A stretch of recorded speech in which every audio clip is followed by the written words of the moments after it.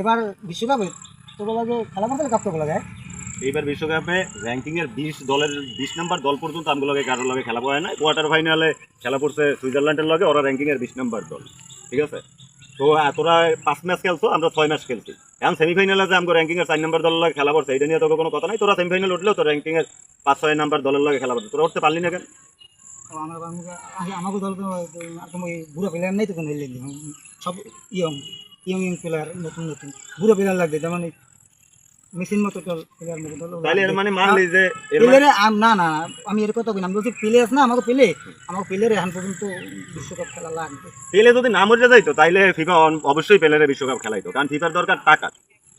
Total world কাপে 19টা sponsor, total world কাপে 19টা স্পন্সরের ভিতরে 5টা স্পন্সর মেসির, 2টা স্পন্সর রোনালদোর, 2টা স্পন্সর নেইমারের। টোটাল ওয়ার্ল্ড কাপে দল খেলছে 48টা দলের ভিতরে প্রত্যেক দলে 26 জন খেলোয়াড় করে 1248টা প্লেয়ার। এর ভিতরে যদি 19টা স্পন্সরের ভিতরে 9টা স্পন্সর 3 জন আর হয়, তাইলে হ্যাগো সাহায্য করবে না, তার সাহায্য করবে কি মিশর রে?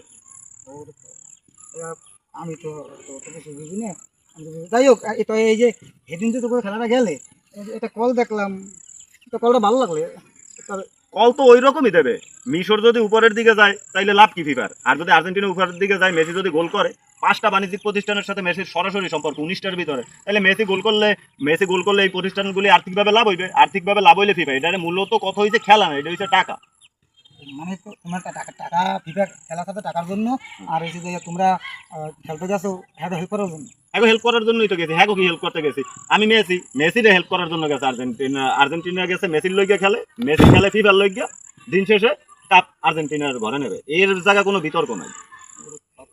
এত বড় পেলাম এর লেগে আমাকে দল আগে থাকতে পারি, এত জানালে দরকার নাই। ফিফা করুক, আর আর্জেন্টিনা করুক, মিলেমিশে দেবে আসবেই, এরাই করুক। তাই এই কথা চিন্তা করিলাই যে গেছে এটার বিষয়টা না। তোমাকে বিপক্ষে যে 107 মিনিটে ফাল দিয়েছে না, 111 মিনিট খেলাইছে না, তোমাকেও চাইছিল টাইম না তুলতে, তোমরা পারো নাই করতে। এখন এর দায় দায়িত্ব কি ফিফা? না, ফিফার না, ওই দায়িত্ব ওই যে কি দেখো আমার কপালের আন হয়েছে।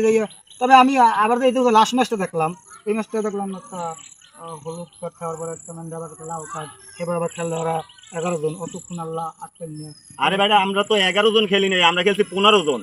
11টা প্লেয়ার, রেফারি 3 জন, আর হচ্ছে ডিআর রেফারি 2 জন। খেলছি 11 জন। 11 জন খেললেই টাকা ইনকাম হইতে। যখন ইন্ডিয়ার লগে বাংলাদেশের ক্রিকেটের খেলা হয়, তখন তো সব একদিকে যাবে। এখন তো 2 জন 2 দিকে চলে গেছে। এর জন্য কথা যে আইসিসি ইন্ডিয়ারে সুবিধা দেয়, তাইলে এখন ফিফারে ইনকাম বেশি করে দিতে আছে বর্তমানে আর্জেন্টিনা। তাইলে আর্জেন্টিনারই বেশি সুবিধা দেবে, যেহেতু মেসি একাই 19টার ভিতরে 5টা একার। তাইলে মেসির পক্ষে কথা কইবে না, তোর লগে তোর পক্ষে কথা কইবে? মেসির পক্ষে কথা কইবে, এই কথা দেখ কাল সব। আচ্ছা, তাই আমি আরও একটা খেলা মানে খেলার দিকে লক্ষ্য করলাম, যে ওই তো লাস্ট ম্যাচটা আর কি, সবাই কয় মানে তোরা সাপোর্টার যারা যারা আর্জেন্টিনারা ভদ্র খেলোয়াড়, এরা ফাউল করে না, এরা মারামারি মানে এগো খেলায় কাঠ কময় অমুক হয়, মানে এরা এখন শান্তশিষ্ট পেলে আর দুর্নীতি নাই। কিন্তু আমি ওই দিনকে লক্ষ্য করছি, মানে ওই দিনটা দৃষ্টিটা দিচ্ছি আজকে একটু কারা ফাউলটা করে বেশি, আমি তো দেখি আসলে ঠান্ডা থাকে কিনা আর্জেন্টিনা। তো ওই দিন আমি একটু আগ্রহ করে খেলা দেখতে বসেছি ফাউলগুলো দেখার জন্য। তো প্রথমটা থেকে লাস্ট পর্যন্ত ফাউল আর কারা বেশি করছে। টোটাল এই 6 ম্যাচে আর্জেন্টিনা ফাউল করছে 64টা। আর আর্জেন্টিনা এই 64টা ফাউলের বিপরীতে 3টা হলুদ কার্ড খাইছে। তো এখন যদি মেসি পিচ দিয়ে ফাউল করছে, যদি মেসিরে এখানে কার্ড দেয়, তাইলে পরে আরেকটা কার্ড খাই মেসি, আর ওয়ার্ল্ড কাপে একটা ম্যাচ মিস করবে। ওয়ার্ল্ড কাপে একটা ম্যাচ মিস করলে কয়েক কোটি টাকা লস হইবে। কারণ এই দিন শেষে কথা হয়েছে খেলা বর্তমানে নাই, এখন এটা হয়েছে গিয়ে টাকা, এগুলো হচ্ছে বাণিজ্যিক। ও মূলত এদিকে অন্য প্লেয়ার ধুলাই যাও আর খেলা ধুলাই যাও, কিন্তু মূলত সাপোর্ট কান্ট্রি মেসি। এইটা যদি এই টাকাটা যদি নেইমার দিতে পারতো, এইটা যদি রোনালদো দিতে পারতো, তাদের যদি 5টার জায়গায় 6টা স্পন্সর থাকতো, তাইলে হয়েছে গিয়া এই সাপোর্টটা নেইমার রোনালদো তারাও পাইতো। কিন্তু এখন কথা হয়েছে ক্রিকেট ফুটবল যাই আছে, এইটার হচ্ছে বাণিজ্যিকরণ হয়ে গেছে। আসলে আমরা মূলত ক্লিন খেলা চাই, আমরা বাণিজ্যিকরণের বিপক্ষে যাইতে চাই।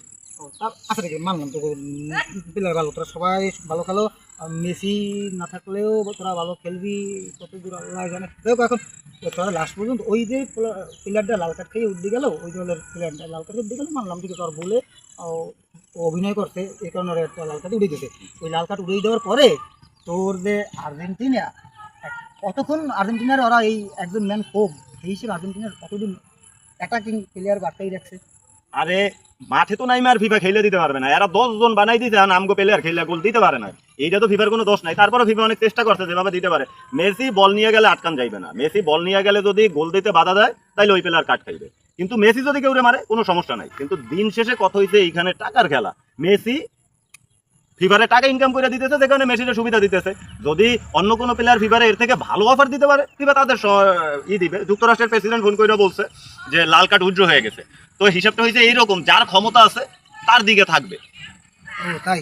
তা সর্বশেষ কথা কি জানো, এই সেদিনকে যে ওরা যে খেলাটা খেলছে লাস্ট ম্যাচটা তোরা যে দেখছে, ওরা যে একদম ম্যান কমলেই খেলছে, খেলার পর যে লাস্ট পর্যন্ত তোরা যে জিস, এই জেতার যে আনন্দটা, এটা কত দূর তোরা উপভোগ করতে পারছো? তোদের মনে কি আতঙ্ক বেশি ছিল নাকি আর কি এই আমরা কোনোদিনই জেতার আগে হারার আগে হারি না। আমরা জানি ফিফা আমগোর জন্য সুন্দর একটা স্কিপ লেখা রাখছে যে